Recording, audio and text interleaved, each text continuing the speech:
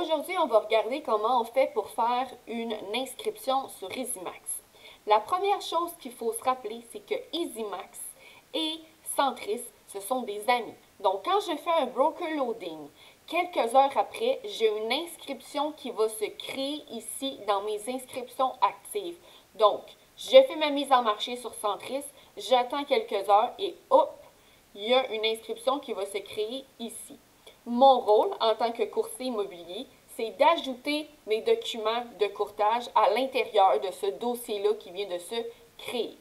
Parce que quand on fait un broker loading, oui, on met des documents à l'intérieur, mais ils ne se transfèrent pas dans EasyMax. Il faut aller les recopier dans ces documents-là.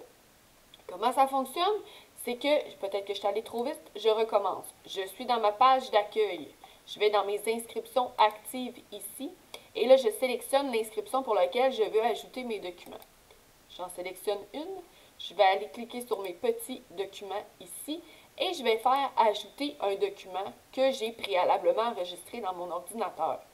Une fois que ça c'est fait, j'envoie tous mes documents et après ça, il va falloir que je les nomme. Chacun document doit avoir un nom. Ici, j'ai un contrat de courtage, alors ici, il faut aussi qu'il se nomme contrat de courtage. S'il ne porte pas le même nom, vous allez recevoir un avis de document manquant alors qu'il n'est pas manquant. C'est juste que le système ne le reconnaît pas.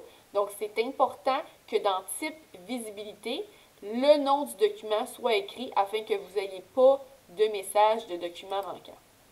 Une fois que ça c'est fait, vos documents sont ajoutés, votre rôle est complété. Moi, de mon côté, à l'administration, je vais valider ou invalider les documents. Quand un document est invalidé ou pour une raison X, rejeté ici, vous allez le voir comme ça. Et en cliquant sur le petit icône ici, vous allez pouvoir voir pourquoi le document a été refusé. Vous allez aussi recevoir un courriel vous expliquant que vous n'avez pas besoin d'aller tout le temps vérifier si les documents ont été acceptés ou non. En même temps, vous allez recevoir un courriel qui vous dit pourquoi ce document-là a été rejeté et quelles sont les procédures que vous devez faire pour corriger l'erreur, soit faire une démo ou peu importe.